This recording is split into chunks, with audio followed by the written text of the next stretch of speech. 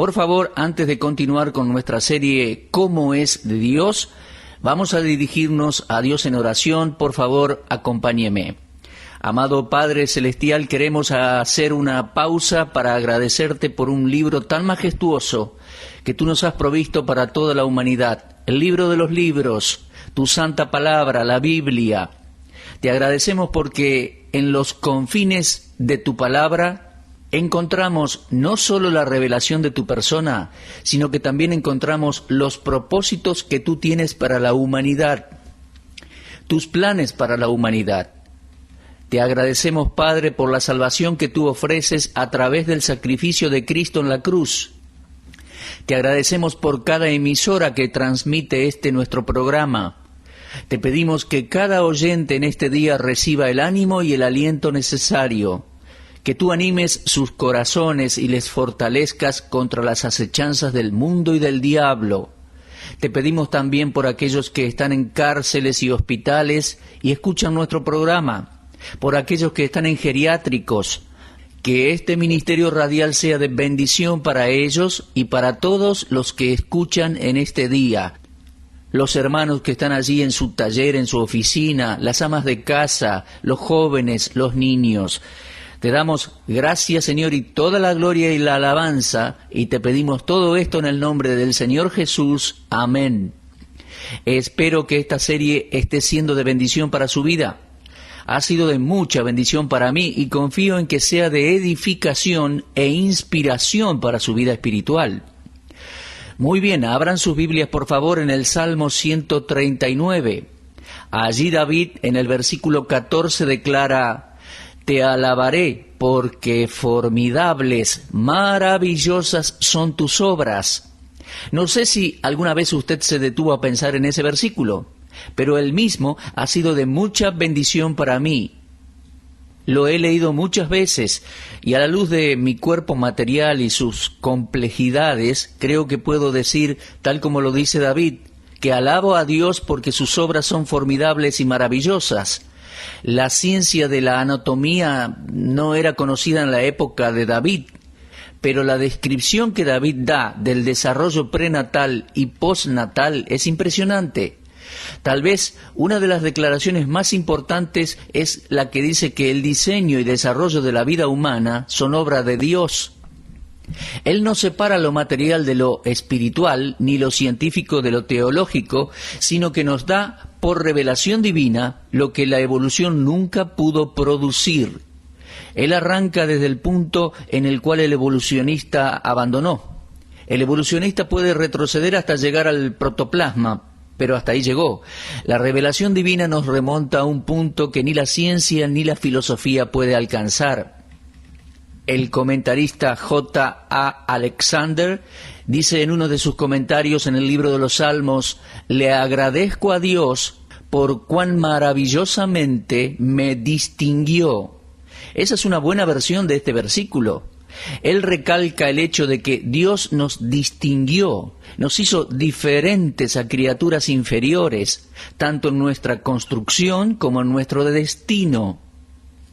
Es decir, tanto en el diseño que hizo de nosotros como en el destino que planeó para nosotros. Ahora, asumiendo que la traducción de Alexander es precisa, podemos decir que fuimos hechos de una manera extraordinaria y superlativa. Me refiero a lo mental. Tenemos capacidades para razonar que son muy superiores a cualquier otro ser viviente. Ni un perro, ni un mono, ni un elefante o caballo pueden sumar, restar, multiplicar o dividir. Y esas son cosas simples, ¿verdad? ¿Ha considerado usted alguna vez eso? ¿Se da cuenta? El hombre tiene por sobre todas las demás criaturas en esta tierra la capacidad mental numérica para realizar ecuaciones, cálculos, relaciones geométricas. Se trata de un área en la cual ni las bestias del campo, ni los pájaros del cielo, o los peces del mar tienen acceso. El hombre también es superior en términos lingüísticos. El hombre es la única criatura en la tierra que puede expresar sus pensamientos en palabras que comunican sus ideas en oraciones comprensibles. Ninguna criatura del reino animal puede intercambiar información con el hombre, sean pensamientos u opiniones, utilizando un lenguaje hablado. El perro puede ladrar un poco, el gato maulla, el caballo relincha y el mono emite sus sonidos, pero ninguno de ellos puede leer o escribir. Una vez más, es la cristiandad que nos ha dado el ejemplo máximo de la facultad única del hombre de expresarse a sí mismo en un idioma audible. Hay personas que dicen ser evolucionistas y que todavía creen en la teoría, aún no comprobada, de Darwin en cuanto a la evolución, que el hombre comenzó hace millones de años su existencia como un protoplasma y luego, con el correr de los milenios y por el proceso de la evolución, llegó a ser un renacuajo y después una víbora, después un pájaro, luego un mamífero y pasando por el simio llegó finalmente a ser un hombre. Pero esto nunca pudo probarse y tampoco puede probarse en un laboratorio o con un tubo de ensayo. Desde ya que no es verdad, no tiene ningún aval, no puede probarse. Y pese a eso, millones de personas lo creen. Hay individuos, y usted lo sabe, que tienen doctorados y maestrías, enseñan en las universidades y facultades que el hombre desciende de los animales. Esto es algo que la verdad nunca logré comprender. Recuerdo una vez cuando todavía estaba en la escuela. Yo era el alumno más grande, de más edad en la clase. Teníamos un profesor de biología que nos enseñó la teoría darwiniana de la evolución. Y él se explayó sobre esa larga trayectoria de evolución, lo que sucedió desde el protoplasma hasta la criatura que hoy somos en la actualidad.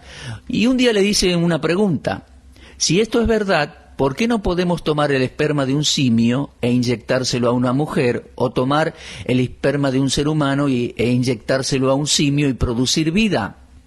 Bueno, me dijo, hay una razón para eso. Es que nos falta un eslabón.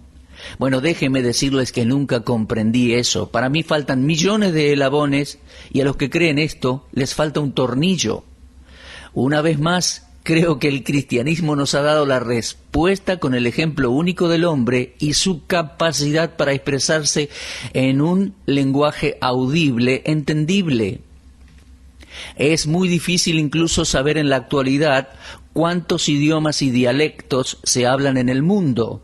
Varias organizaciones lingüísticas que han llegado a lugares remotos por medio de obras misioneras se dedican a traducir las escrituras y nos dicen que han traducido el Nuevo Testamento a más de 1.700 dialectos. ¿Cuántos más hay? La verdad que no sabemos bien. Solo sabemos que porciones de la Biblia se han traducido en cientos de idiomas. ¿Cómo se puede lograr algo así? La respuesta está en el hecho de que las funciones de la mente humana y el vehículo fundamental para expresar los pensamientos son los mismos para toda la humanidad, para todos los hombres. Estas capacidades las tienen tanto los individuos civilizados como los que no son civilizados. La facultad del habla es la herencia, el legado de Dios al hombre. Tenemos que agradecer a Dios por tal distinción. El hombre ha sido creado extraordinariamente, también en términos físicos. Si bien no estoy calificado para tratar el tema en profundidad, he descubierto lo suficiente en mi lectura y estudio como para decirle que la evidencia abunda para apoyar el planeamiento y el diseño divino en las cosas y en los seres humanos y en todo lo creado. Nadie puede negar o siquiera dudar lo maravilloso y misterioso que es el cuerpo humano. Por ejemplo, examinemos el ojo por un momento. En Proverbios 20:12 leemos: el oído que oye y el ojo que ve, ambas cosas igualmente ha hecho Jehová.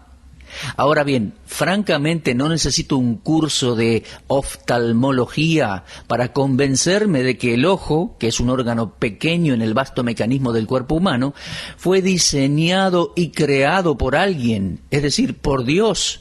Lo creo porque la Biblia lo dice así, y Proverbios dice que Dios creó al ojo que ve, pero también lo creo porque es una maravilla en sí mismo. De todos los órganos del cuerpo humano, si bien no es esencial para nuestra existencia, el ojo es posiblemente el órgano más deseado, ya que abre el camino a la mayoría de los placeres y privilegios de la vida. Ahora, estamos estudiando en cuanto a la necesidad que tenemos de Dios. Y aquí estamos, observando cuán maravilloso es el mecanismo del cuerpo humano, para darle toda la evidencia necesaria para demostrar la existencia de Dios, el Dios de la Biblia. El doctor Rendell Short, que fue profesor de cirugía clínica en la Universidad de Bristol, en Inglaterra, escribió un libro titulado Maravillosamente Creados. Tengo un ejemplar en mi biblioteca, el cual leí en varias ocasiones y ha sido de mucha bendición para mí. En ese libro, él muestra cuán razonable es la narración bíblica de la creación. Y él dice en una de las páginas, el ojo es una excelente prueba, ya que su funcionamiento es comprensible. Para que el ojo funcione correctamente, éste debe discernir objetos que varían en distancia de centímetros a kilómetros. El mismo ojo que ve un paisaje de 10 kilómetros puede también leer un libro a unos 20 centímetros de distancia. El ojo se adapta a distintos niveles lumínicos, excediendo la distinción entre tinieblas y luz. Ambos ojos deben de enfocarse en conjunto y poder moverse para evadir un continuo movimiento de la cabeza. Inclusive, cuando el ojo se queda quieto, el campo visual es considerable. Una persona normal puede no solo ver blanco y negro, sino una variedad de colores maravillosos. Este regalo no solo contribuye inmensamente a la vida placentera, sino que también nos previene del peligro. El ojo humano fue diseñado para el placer, para la protección y para el progreso del hombre. Ahora, ¿cómo consideramos esto? La Biblia dice que el ojo que ve lo ha hecho Jehová. No es necesario profundizar más al respecto, ¿verdad? Yo no tengo un título en medicina, pero sería necio de mi parte no reconocer cuán delicado y complejos son los mecanismos del cuerpo humano y que no pueden haber pasado a la existencia sin un ser sobrenatural que los haya diseñado y creado. Tampoco puedo negar o dudar de la existencia de Dios. Pero, ¿cómo es este Dios? En esta sección de nuestro estudio vamos a tratar la naturaleza de Dios y es mi intención hacerlo de una forma general. A veces pienso que el término atributo no está bien empleado al referirse a Dios y que puede dar la idea de que algo se le imputa o atribuye algo a Dios. Sin embargo, cuando utilizamos ese término, tenemos en mente esas virtudes que solo pertenecen a Dios. Son inherentes en Él, características de Dios. Sin estas, Dios no sería Dios. Al continuar con nuestro estudio de la naturaleza divina, vamos a verla a la luz de esta introducción. La naturaleza de Dios no puede ser comprendida completamente por la mente humana. Sin embargo, debemos ir detrás de lo que está a nuestro alcance y lo que Dios ha revelado de sí mismo. En Job capítulo 11 y versículo 7 se plantea la pregunta, ¿descubrirás tú los secretos de Dios? ¿Llegarás tú a la perfección del Todopoderoso? La respuesta a tal cuestionamiento es un enfático no, pero esto no nos prohíbe inquirir acerca de Dios. Existe una clara revelación de Dios en la Biblia. Por eso, las Sagradas Escrituras deben ser nuestro punto de partida en la investigación. El hombre no puede conocer a Dios por medio de la mera experiencia, ni tampoco puede encontrar la naturaleza de Dios en una manera inductiva o utilizando el método científico. La revelación especial de Dios es el único medio por el cual podemos obtener un verdadero conocimiento de su persona. El cristianismo descansa en una revelación que es tanto vital como real. Dicha revelación se nos da a conocer por medio de las Sagradas Escrituras, la Biblia, la palabra de Dios. Entre otras cosas, consiste en una autorrevelación que es exacta y final. Cuando el hombre teoriza, hace sus teorías, tal como lo hicieron algunos filósofos de antaño, que no contaban con la Biblia o que a causa de diferentes prejuicios e incredulidad no aceptaron el testimonio de la Escritura. Entonces varios sistemas filosóficos entraron o entran en escena, tal como el politeísmo con sus innumerables dioses, o el panteísmo, que dice que Dios es todo lo material, por ende es impersonal, o el materialismo, que dice que toda la materia funciona por sí misma y evoluciona con el correr del tiempo. Ahora, en este estudio vamos a esforzarnos para no racionalizar o teorizar, sino descubrir a Dios tal como se revela a sí mismo.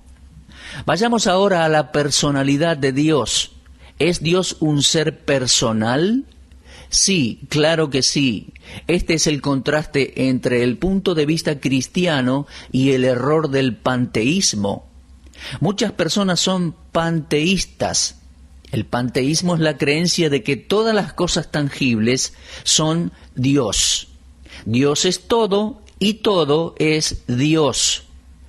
Para el panteísta, Dios se identifica con la naturaleza, no es independiente de ella.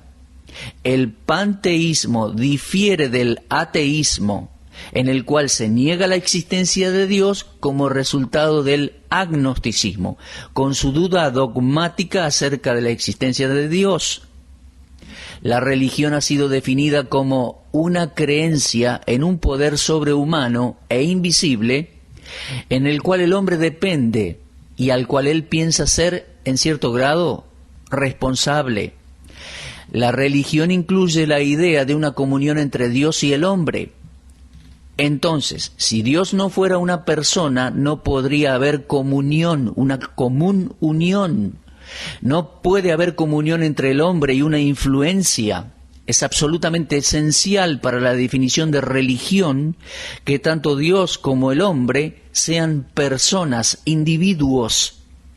El inerrante lenguaje bíblico dice claramente que existe una similitud entre Dios y el hombre, la cual hace posible la comunión entre ambos.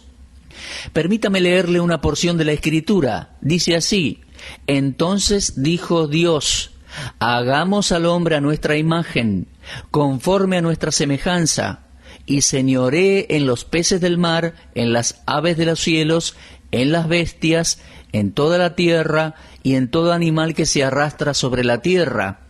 Y creó Dios al hombre a su imagen, a imagen de Dios lo creó, varón y hembra los creó. Leí allí en el libro de Génesis, capítulo 1, versículos 26 y 27. Tanto las facultades como los elementos que pertenecen a la persona de Dios son tres: el intelecto, la emoción y la voluntad. Estas facultades pertenecen tanto a Dios como al hombre. Dios dice que hay una reciprocidad entre Él mismo y el hombre. Ahora, recuerde que fue Dios quien dijo: hagamos al hombre a nuestra imagen y semejanza. Ese plural se refiere a las tres personas de la Trinidad: Dios Padre, Dios Hijo, Dios Espíritu Santo. Entonces, Dios el Padre le dijo a Dios el Hijo y Dios el Espíritu: hagamos al hombre a nuestra imagen y semejanza. Dadas las limitaciones del pensamiento y lenguaje humanos para conocer y expresar a Dios, las Sagradas Escrituras utilizan antropomorfismos. Se le da a Dios, que es un ser espiritual, atributos humanos y sentimientos o conducta. Es por eso que leemos en la Biblia expresiones como el rostro de Dios, los ojos de Dios, sus manos, sus oídos. Todos estos términos son utilizados en la Biblia. Ahora, eso no significa que Dios tenga un cuerpo, sino que tiene la capacidad de hacer lo que cada miembro nombrado hace.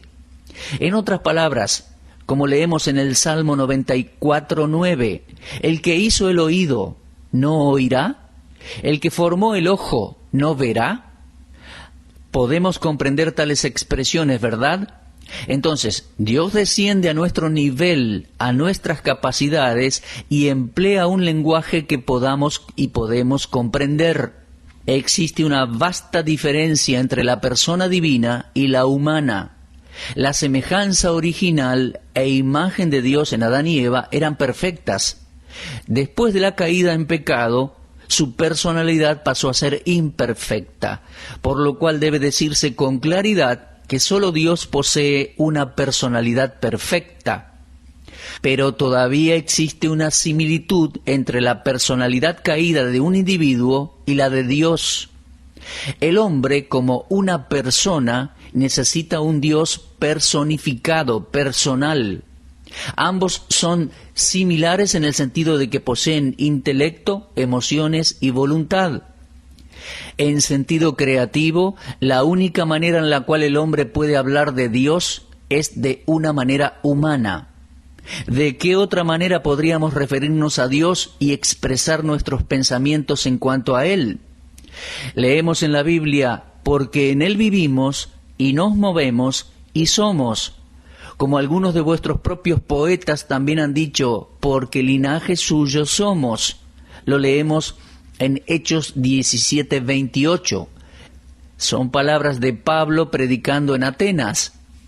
Desde ya que hay atributos y características en Dios que el hombre no puede expresar en términos humanos. Como Dios dijo haber hecho el hombre a su imagen y semejanza, no podemos hacer otra cosa que aceptar dicha declaración. El Dios de la Biblia, que es el Dios de la creación y el Dios y Padre de nuestro Señor Jesucristo, difiere de los dioses que el hombre creó y crea en expresiones, inteligencia, sensibilidad y voluntad. En cuanto a la inteligencia de Dios, aceptamos el testimonio de que su entendimiento es infinito. Lo leemos en el Salmo 147. Dice el versículo 5, grande es el Señor nuestro y de mucho poder, y su entendimiento es infinito.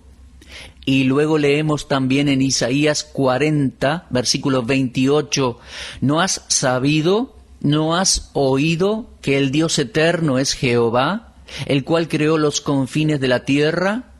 No desfallece ni se fatiga con cansancio, y su entendimiento no hay quien lo alcance. Dios conoce todas sus obras desde el comienzo de todas las cosas. De la misma manera, las Escrituras declaran que Dios posee sensibilidad por medio de las propiedades de su persona, tal como la aflicción, la ira, los celos, el amor. También podemos ver un elemento de voluntad que se manifiesta en Dios. El salmista testificó de eso. Dice, nuestro Dios está en los cielos, todo lo que quiso ha hecho. Esto lo podemos ver tanto en Deuteronomio 6:15 como en el Salmo 115, versículo 3. Luego Isaías cita a Dios diciendo, voy a hacer lo que quiera. Ahora, tomemos en cuenta esas dos frases y sumémosle lo que dijo Daniel en capítulo 4 y versículo 35 de su libro. Él hace según su voluntad en el ejército del cielo y en los habitantes de la tierra, y no hay quien detenga su mano y le diga, ¿qué haces? Mi amigo, la próxima vez que usted abra su Biblia, fíjese en los pronombres personales de Dios. Los pronombres nunca son neutrales, dándonos a entender que Dios es una fuerza o un principio, sino que son personales y en género masculino. O sea, Dios es representado como una persona. El Dios de la Biblia difiere de los dioses falsos en su personalidad única. Por lo tanto, Él está sobre todos los demás. Y nunca debemos ponerlo a nivel de un Dios como los dioses confeccionados por el hombre. Dios no ocupa el segundo lugar y ni una persona ni ninguna otra puede tener la preeminencia. Las deidades idólatras con mucho gusto van a aceptar a Cristo en sus templos como parte de sus millones de sus dioses, pero el Dios soberano y eterno nunca será uno más entre ellos. El mundo cuenta con una innumerable cantidad de religiones, pero el cristianismo no es una de ellas. El mundo habla de muchos salvadores, pero Jesucristo no es uno entre ellos. Cuando el arca de Dios fue depositada en el templo de Dagón, ese Dios hecho por los hombres sucumbió. Usted puede leer la historia en el primer libro de Samuel, capítulo 5. Si los profetas de Baal decidían desafiar al Dios de la Biblia, debían aprender por medio del dolor que sus dioses no eran personas, no podían hablar, ni oír, ni responder sus ruegos. Usted puede leer la historia en primer libro de Reyes, capítulo 18, cuando Elías se enfrentó a los profetas de Baal. Los profetas de Baal llamaron a su Dios para que hiciese descender fuego del cielo, pero no hallaron respuesta. ¿Por qué? Porque se trataba de un Dios torpe hecho por manos humanas. No podía escuchar, no podía hablar, no podía responder. Baal era simplemente un dios de la imaginación humana. No existía un verdadero Dios llamado Baal. El Evangelio de Jesucristo es como una dinamita que destruye los fundamentos de las religiones de este mundo. Esa es la razón por la cual los líderes de la idolatría luchan para quitar el cristianismo de su presencia. No había manera ni posibilidad de que el hombre llegara a conocer a Dios de no ser por Jesucristo. Desde ya que hay cierta revelación en la naturaleza de Dios y Él puede ser visto en otros aspectos, pero para conocerle del todo, personalmente y experimentalmente, uno debe confiar en Cristo. Hace poco buscaba testificarle a un vecino mío y él me dijo, sí, yo creo en Dios, pero no puedo creer en Cristo. Amigos, no hay manera de conocer a Dios de no ser por Jesucristo. Uno no puede de ninguna manera conocer a Dios si no es por medio de una relación personal con Jesucristo hoy en día. Jesús dijo, yo soy el camino y la verdad y la vida, nadie viene al Padre si no es por mí. Mi amigo, para encontrar a Dios, uno debe recibir a Cristo como su único y suficiente Salvador personal. Él vino a este mundo para revelarnos al Padre. Cuando Cristo nació, la cortina se corrió y dejó a Dios a la vista de la humanidad. Yo nunca supe cómo era Dios hasta que conocí a Cristo. Creía en el Dios de la naturaleza. Creía que el Dios de la Biblia era real, pero no tenía un conocimiento de Él hasta que fui salvo, hasta que nací de nuevo por la fe en el Señor Jesucristo. Mi amigo, si usted no lo ha hecho aún, necesita el nuevo nacimiento, necesita nacer de nuevo por el milagro de Dios, recibiendo a Cristo como Salvador personal. Usted necesita al Hijo de Dios, y cuando conozca a Cristo, entonces conocerá a Dios. El Dios de la Biblia es el Dios y Padre de nuestro Señor Jesucristo. Él quiere ser su Dios en este día. Si usted confía en su Hijo Jesucristo como Salvador personal, Dios puede pasar a ser su Dios. Muy bien, se nos ha terminado el tiempo por hoy. Rápido pasa, ¿eh? Será hasta entonces y muchas gracias.